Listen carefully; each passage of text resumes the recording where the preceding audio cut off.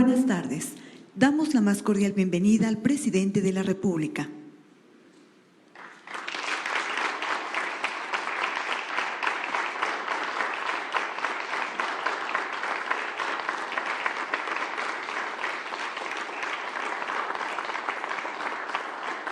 Sean tan amables de tomar asiento. Con motivo del segundo año del triunfo histórico democrático del pueblo de México, se encuentra en este recinto parlamentario el presidente constitucional de los Estados Unidos mexicanos, licenciado Andrés Manuel López Obrador.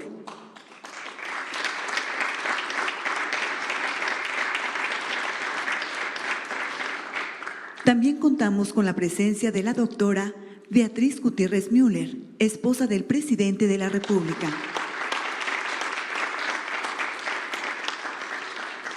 De los integrantes del Gabinete Legal y Ampliado del Gobierno de México y de quienes nos siguen por Internet a través de las redes sociales en todo el mundo. Sean todos bienvenidos.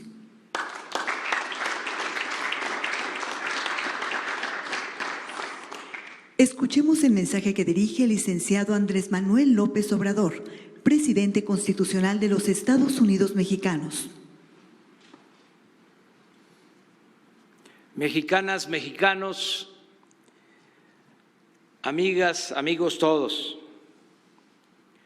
hoy se cumplen 2 años de la memorable jornada cívica que nos permitió llegar por mandato popular a la presidencia de la República.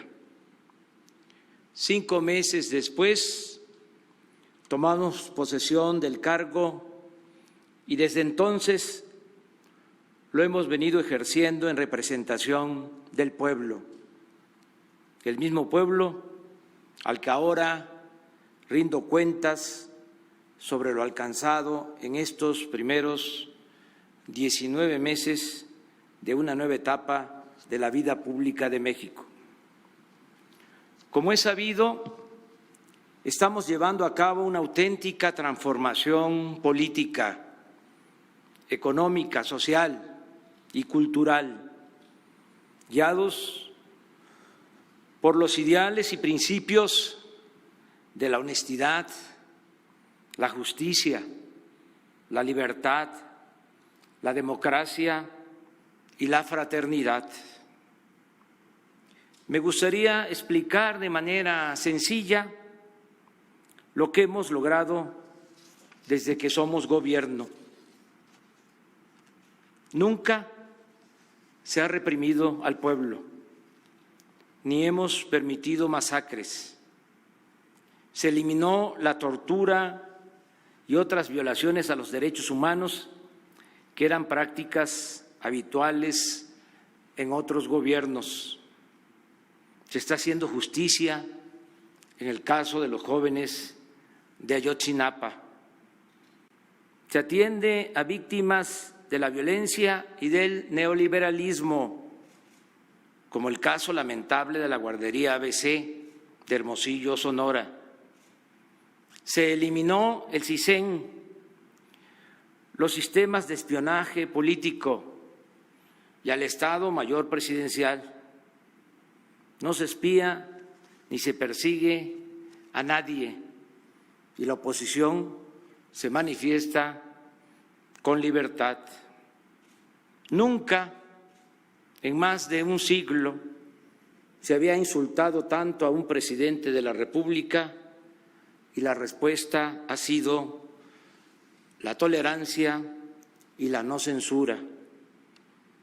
No se permite la corrupción y se redujo en 95% el robo de combustibles.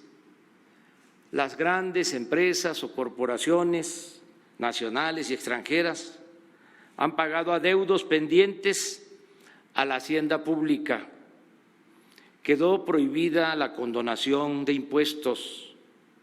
Se han presentado denuncias penales contra falsificadores de facturas y se convirtió en delito grave la defraudación fiscal. La austeridad del gobierno es una realidad. la Presidencia de la República dispone de un presupuesto 70% menor al ejercido por la anterior administración. Se redujeron los sueldos de los altos funcionarios en 50% y se eliminó el uso de aviones y helicópteros. Los servidores públicos ya no disponen de servicio médico privado ni de caja de ahorro especial con cargo al erario. Se cancelaron las pensiones millonarias a expresidentes de la República. Solo estamos dejando lo necesario de la estructura administrativa. No hay derroche y se terminó el lujo insolente en el gobierno. Se han ahorrado alrededor de 270,000 millones de pesos en compras y contratos de obras y servicios. Un ejemplo, el aeropuerto Felipe Ángeles nos va a costar 220,000 millones de pesos menos que el proyectado en Texcoco. Ya comenzamos la construcción de 922 kilómetros de vías férreas para el Tren Maya. Estamos reconstruyendo 6 refinerías y construyendo una nueva en Dos Bocas, Paraíso, Tabasco, para que en 2023 alcancemos la autosuficiencia en gasolinas y diésel y dejemos de importar estos combustibles. Se recuperó la producción petrolera, ya estamos extrayendo 1,753,000 barriles diarios y hemos aumentado las reservas probadas en 172 millones de barriles, 2.45% más de lo que había cuando llegamos al gobierno. Esta restitución de reservas no se había logrado en una década. Inició el proyecto del corredor del Istmo de Tehuantepec con la ampliación de los puertos de Salina Cruz y Coatzacoalcos, la modernización del ferrocarril del Pacífico al Golfo de México y la creación de 10 parques industriales en esa franja estratégica para la industria y el comercio internacional. Continúa el plan de apoyo fiscal y de estímulos económicos en la frontera norte del país. Hemos dado mantenimiento a 52,000 kilómetros de carreteras y se modernizan 300 kilómetros más. Se han construido 422 kilómetros de caminos de concreto con mano de obra comunitaria en municipios de Oaxaca. Terminamos el tren urbano de Guadalajara y se continúa construyendo el de Toluca a la Ciudad de México. Hemos concluido 2 presas para riego y de protección ante inundaciones y trabajamos en 2 más. Se han mejorado, ampliado o construido 17,974 viviendas para familias pobres.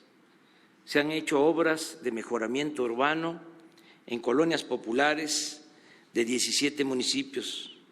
Están rehabilitándose con la participación de madres y padres de familia 50,000 escuelas. Se han creado 100 universidades públicas.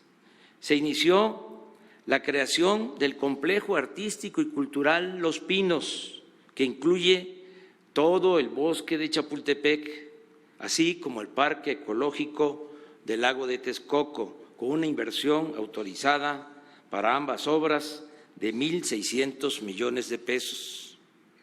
No se han otorgado nuevas concesiones mineras, no se permite el uso de semilla de maíz transgénico ni las prácticas del fracking. En todas las obras que estamos realizando se consulta a las comunidades y se respeta el medio ambiente. En ningún país del mundo se están sembrando, como en México, 1 millón de hectáreas de árboles frutales y maderables. En materia de salud, se han terminado 32 hospitales. Hemos contratado a 46.954 trabajadores de la salud. Ciertamente, no se puede hablar de salud sin hacer referencia a la pandemia del coronavirus, una crisis sanitaria mundial que nadie esperaba y para la que ningún país estaba preparado. Lamento antes que nada, porque no es un asunto cuantitativo, que muchos hayan perdido la vida a consecuencia del COVID-19 y envío desde aquí mi abrazo, mis condolencias a los familiares. Desde luego, la mitigación de los efectos perniciosos de la pandemia en la salud de las personas y en la economía no sería posible sin una población que en su gran mayoría se ha comportado de manera ejemplar, con sensatez, disciplina y mucha generosidad. Estoy orgulloso de la actitud, del comportamiento, del proceder del pueblo de México. No han sido menores los sacrificios que la sociedad ha tenido que hacer para reducir el peligro de una curva pronunciada que habría significado el desbordamiento del sistema de salud. Pero se ha informado con transparencia y precisión. El país ha comprendido la naturaleza del riesgo que enfrentamos, ha acatado casi siempre las recomendaciones de los expertos y entre todos estamos saliendo adelante de esta difícil circunstancia. Hemos comenzado a promover la recuperación económica mediante el apoyo a los más pobres y a las pequeñas empresas y negocios familiares. En solo 3 meses hemos otorgado 1.278.000 créditos y llegaremos a finales de año a 4 millones. Se está impulsando la creación de 2 millones de empleos nuevos. 8 millones de adultos mayores reciben puntualmente su pensión, lo mismo que 745.000 niñas y niños con discapacidad. Se otorgan 11 millones de becas para estudiantes pobres de todos los niveles escolares, 409.000 jornaleros reciben un salario para trabajar en sus propias parcelas en el programa Sembrando Vida. 600.000 jóvenes están contratados como aprendices y 350.000 han concluido su capacitación. 2.400.000 campesinos y pescadores reciben apoyos directos en efectivo.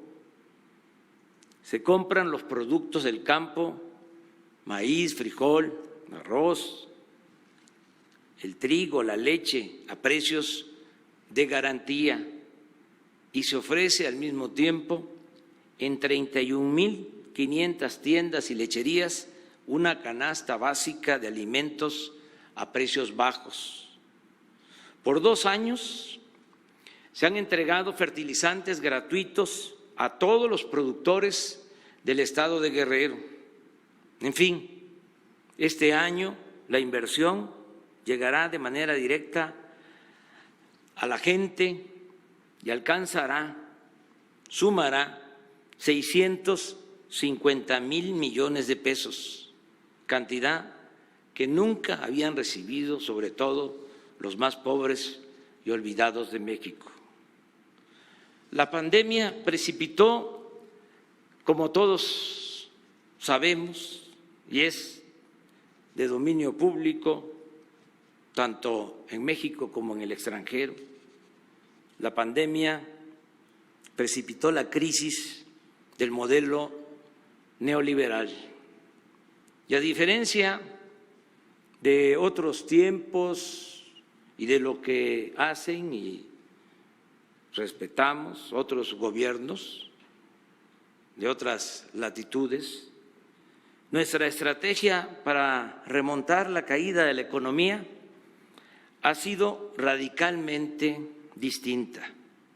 En vez de seguir con el sofisma neoliberal, según el cual si llueve fuerte arriba, gotea abajo, como si la riqueza fuera permeable y contagiosa, ahora nosotros destinamos los apoyos para el bienestar, empezando por la base de la pirámide social y de allí hacia su cúspide, de abajo hacia arriba. Antes de la crisis sanitaria, 18 millones de hogares en nuestro país, de un total de 32 millones, eran beneficiados de cuando menos uno de los programas sociales en curso, es decir, el 55% del total de familias. Ahora nos hemos propuesto para finales de este año llegar a 25 millones de hogares, el 70% de las familias del país. Aclaro 3 cuestiones. Primero, que los de abajo, los de la base piramidal, reciben más beneficios porque se trata de los pobres y no puede haber trato igual entre desiguales. A ellos les puede corresponder más de un apoyo y se atiende a casi el 100% de las familias, en particular a las comunidades indígenas. Lo segundo es que en el 70% de la población preferente se contempla también la protección a los trabajadores al servicio del Estado, a maestros, médicos, enfermeras, soldados, marinos, oficinistas, administradores, técnicos, obreros y empleados de Pemex, de la Comisión Federal de Electricidad y de otras empresas públicas. En fin, este segmento de 25 millones de hogares, equivalente al 70% de la población, va desde los muy pobres hasta la clase media.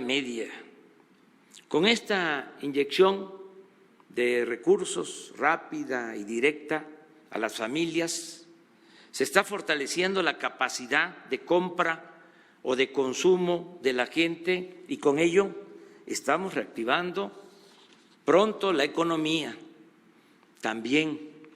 Y esto lo quiero dejar muy claro. Estamos persuadidos que un gobierno democrático, aun cuando por justicia debe darle preferencia a los más necesitados, tiene la obligación de procurar el bienestar de todas las personas. De modo que es necesario aclarar lo que estamos haciendo por el restante 30% de las familias que se ubican de la clase media, alta, hasta las personas de mayores ingresos en el país.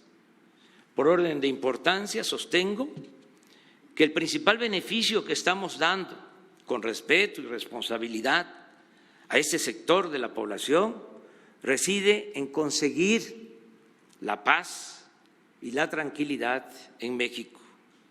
Como todos sabemos, ningún mal se equipara a la violencia y nada es más valioso que vivir en paz, con tranquilidad.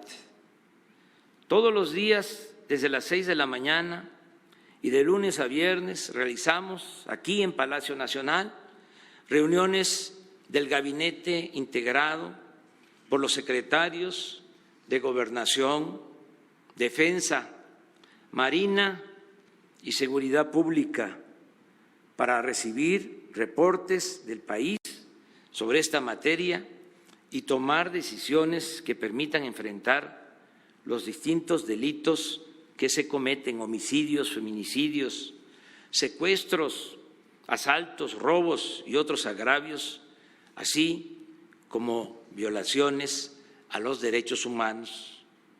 Pero como siempre lo hemos sostenido, lo más efectivo es precisamente lo que hacemos en el tema de atender las demandas de los más pobres y marginados, en el entendido de que la paz es fruto de la justicia. Esta nueva política de seguridad empieza a dar resultados. Durante el tiempo que llevamos en el gobierno hemos podido mantener sin aumentos sensibles el delito de homicidio y hemos roto la tendencia histórica de su crecimiento. Asimismo, se han reducido considerablemente el resto de los ilícitos en comparación con noviembre de 2018, un poco antes de que asumiéramos la presidencia de la República. Por ejemplo, el robo de vehículo de entonces a la fecha ha disminuido en 41%, el secuestro en 25%, el robo a transporte público colectivo en 58%, el robo a transporte público individual en 36%, el robo a casa habitación en 27%, el robo a negocio en 24%, el robo a transeúnte 45%, y así en casi todos los delitos. Aclaro que todo esto se ha hecho con el trabajo conjunto, en particular del Gabinete de Seguridad.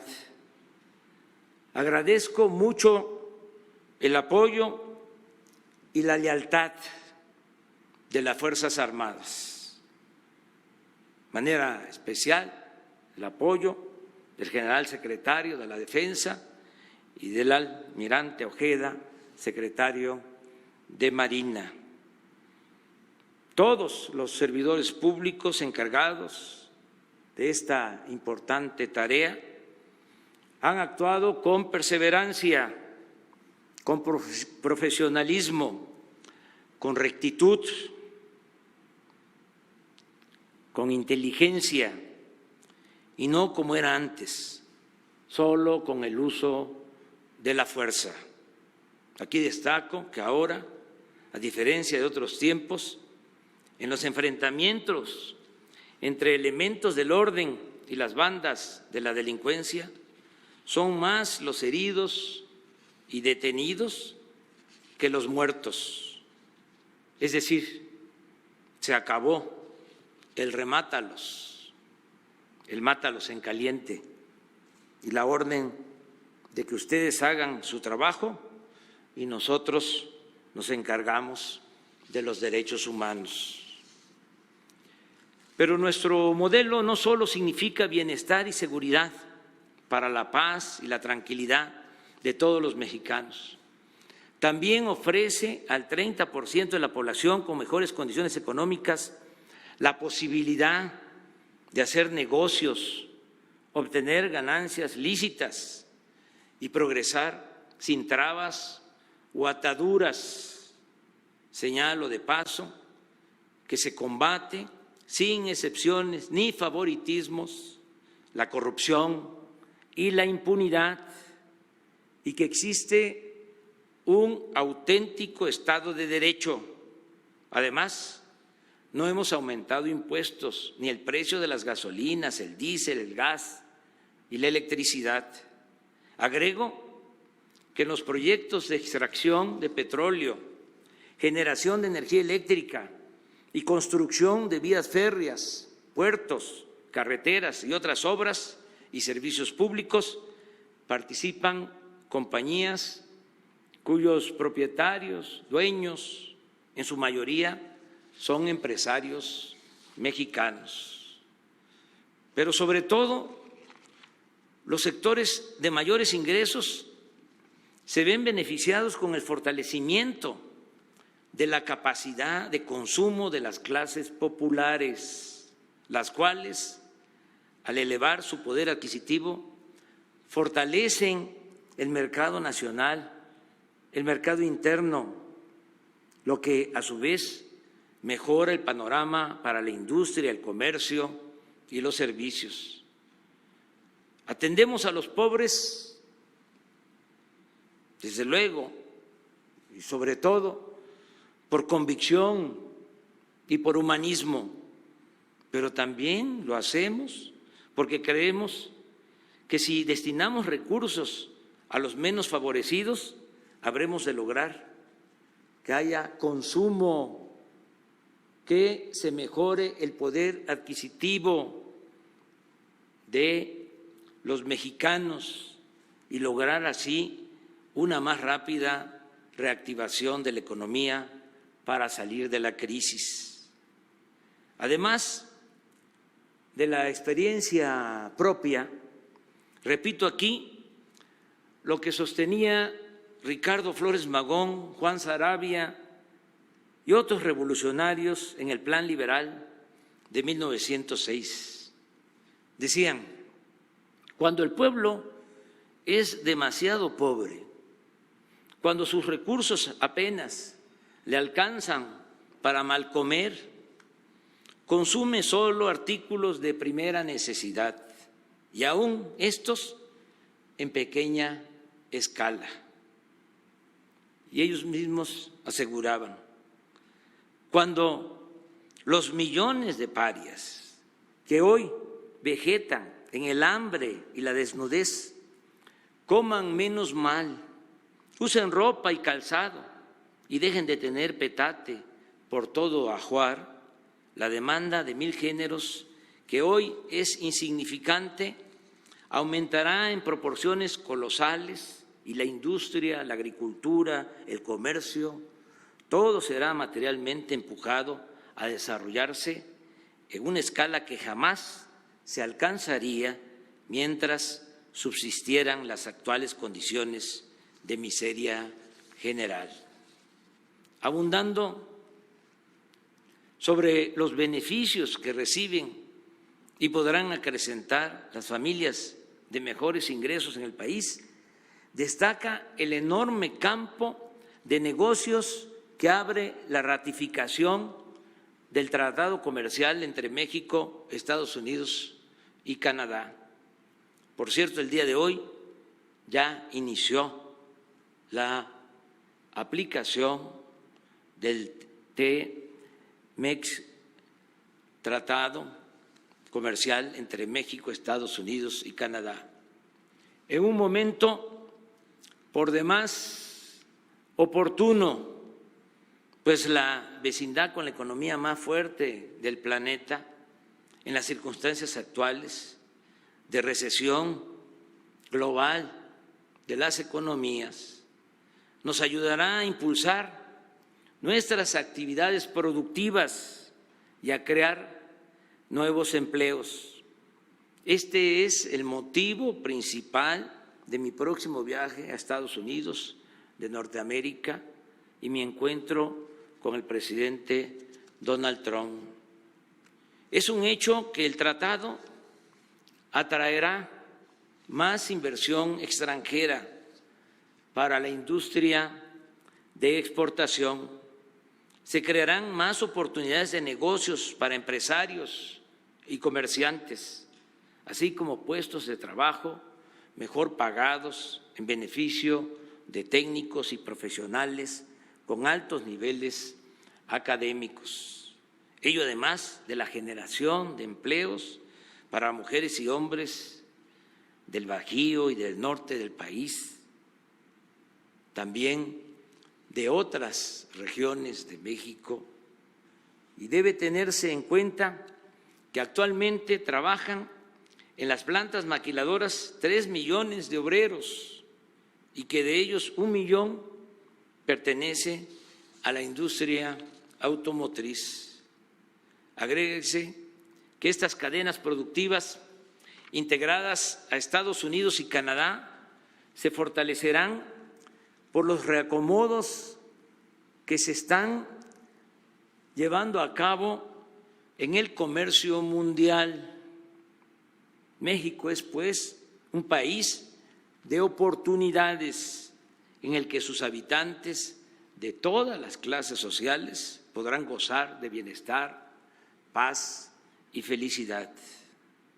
Esta nueva estrategia, insisto, nos permitirá una recuperación pronta de la economía y empiezan a percibirse buenos resultados. Por ejemplo, a pesar de la pandemia, según datos del Sistema de Administración Tributaria del SAT, de enero a junio, los ingresos de las principales tiendas de autoservicio en el país, Walmart, Oxxo, Soriana, Chedraui y otras, sumaron 564,000 millones de pesos, cifra superior en 59,000 millones con relación al mismo periodo de 2019. Es decir, vendieron estas tiendas 8.8% más en términos reales.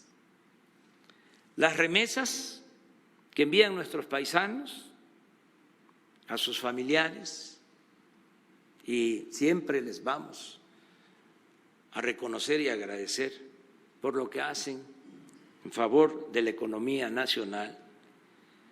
Las remesas, según datos preliminares, se han incrementado durante el primer semestre de este año, también a pesar de la pandemia, en 10% con relación al mismo periodo del año pasado.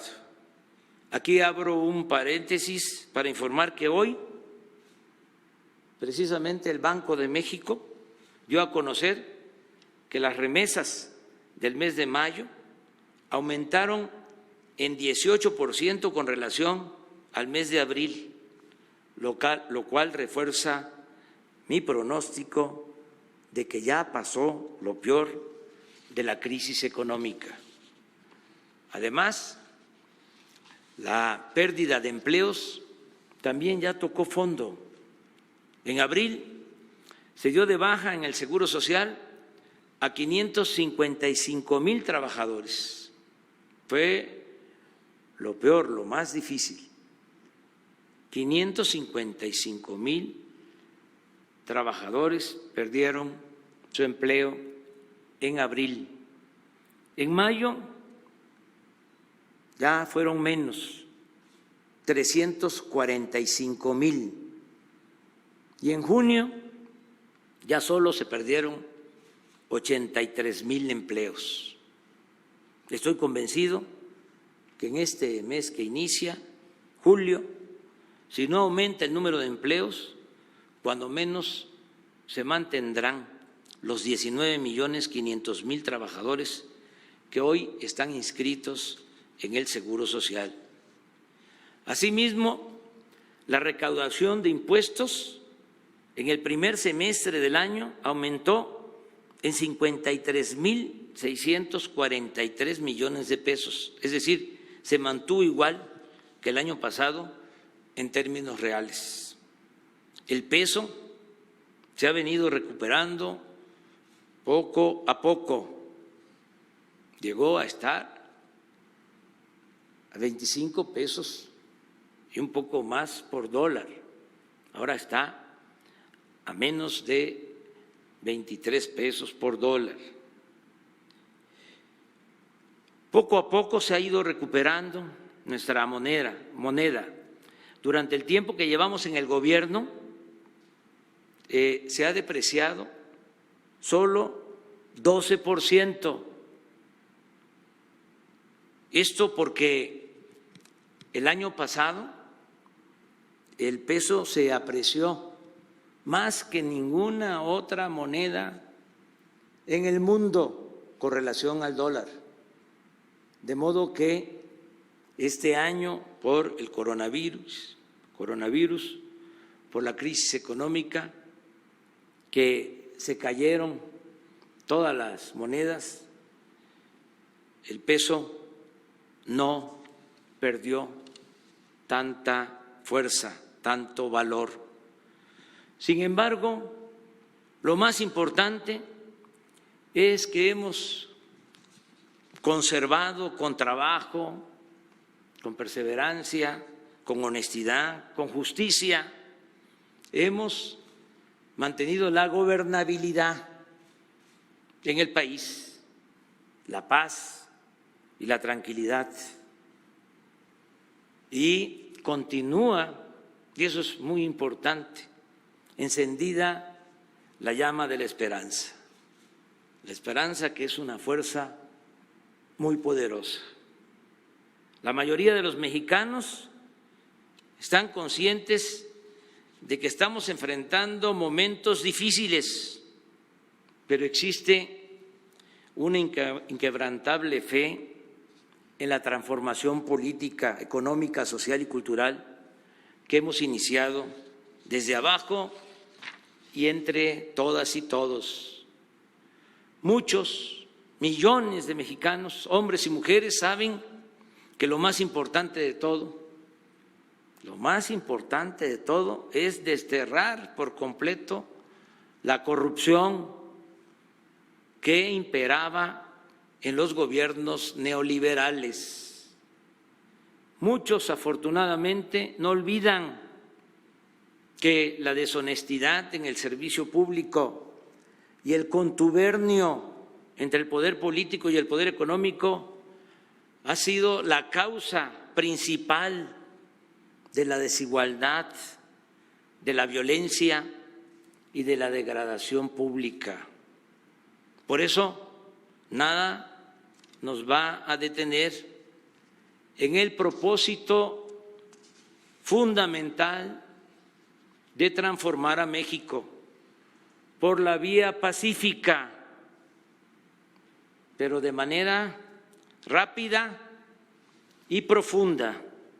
Sostengo que para el 1 de diciembre de este año estarán ya establecidas las bases de la nueva forma de hacer política. Para entonces habremos terminado con las principales reformas legales y quedarán asentadas en la conciencia ciudadana las ideas de justicia, honestidad, austeridad, bienestar y democracia. Sobre esto último, sobre la democracia, hoy, 1 de julio, día que para muchos es eso, sinónimo de democracia, expreso que aun cuando hemos avanzado haciendo valer el principio de la separación de poderes, que existe un auténtico Estado de Derecho, que hemos avanzado también en la aplicación. Nosotros propusimos la iniciativa para que quedara escrito en la Constitución la revocación del mandato y la abolición de fueros o inmunidades a los servidores públicos. Y aunque es evidente que existe una mayor participación ciudadana, todavía nos falta erradicar por completo el fraude electoral y convertir el apego a los principios democráticos en cimiento inamovible de nuestra cultura cívica. Por eso he dicho que en las próximas elecciones, sin dejar de respetar las decisiones de los órganos electorales autónomos, como el Instituto Nacional Electoral y el Tribunal Electoral del Poder Judicial de la Federación, vamos a estar todos atentos para que las elecciones sean verdaderamente libres y limpias. Cuando hace unos días expresé este compromiso por la democracia, algunos se molestaron y empezaron a vociferar que eso era intromisión, injerencia. Olvidan que la democracia implica, en primer lugar, el respeto al mandato del pueblo, un mandato que en el pasado reciente fue atropellado por las prácticas del fraude impulsadas desde la cúspide de los poderes político y económico y solapadas por las autoridades electorales. Por ello, desde el 1 de diciembre de 2018 dejamos en claro que no incurriríamos en esas acciones abyectas, que observaríamos una estricta imparcialidad partidista y que respetaríamos los resultados electorales de cualquier signo. Pero también reitero que actuaremos denunciando sin titubeos y con firmeza cualquier intento de fraude electoral, con el mismo criterio que sostuvo el apóstol de la democracia, Francisco I. Madero, que expresó en Ciudad Juárez en 1911, tras el triunfo de la Revolución, en una declaración de prensa, dijo lo siguiente, cito: al subir yo al poder, voy encarnando dos principios, uno de ellos sancionado ya por la Constitución y que de mí depende que se cumpla, y que es el de la no reelección. Otro, el sufragio efectivo. Para lograr este último se necesita reformar la ley electoral y esto depende principalmente del pueblo, pero yo me voy a constituir en el principal guardián de esa prerrogativa popular y consideraré que mi principal deber es facilitar la libre manifestación de la voluntad popular a fin de que las leyes sean genuina expresión de esa voluntad. En una palabra, sostuvo el presidente Madero, voy a ser el principal amigo y defensor de las libertades del pueblo por los momentos históricos porque atraviesa México, considero secundario todo lo demás. Amigas y amigos, gracias por seguir confiando en mí. El apoyo de ustedes ha sido fundamental, tanto para la victoria como para gobernar, enfrentando a la reacción conservadora. La victoria ha sido de todos. Aquí traigo a la memoria a los precursores de nuestro movimiento, los que se nos adelantaron y los que viven para contarlo. El gobierno también, así como entre todos conseguimos la victoria, el gobierno también es de todos, es del pueblo, para el pueblo y con el pueblo. Les refrendo mi compromiso de continuar siendo fiel a los principios que nos inspiran, de no mentir, no robar y no traicionar al pueblo. En lo personal, deseo heredar a mis hijos, más que bienes materiales, honestidad, amor al prójimo y a la patria. Y en lo público seguiré luchando unido a muchos mexicanos, mujeres y hombres, que buscamos desterrar las atrocidades de nuestro querido México, acabar con esa peste que es la corrupción y también enfrentar la monstruosa y vergonzosa desigualdad social. Vamos, pues, todos juntos a seguir luchando para vivir con dignidad, nosotros y las nuevas generaciones, en una sociedad más próspera, justa y fraterna. Y no dejemos de recordar lo que decía Lope de Vega: en empresa de tanta gloria, solo intentarlo es victoria.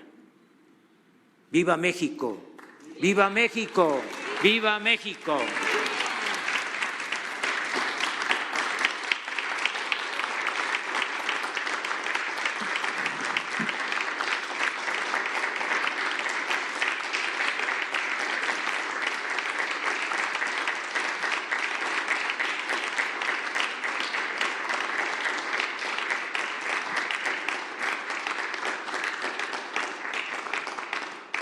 Se les invita a permanecer de pie para entonar nuestro himno nacional.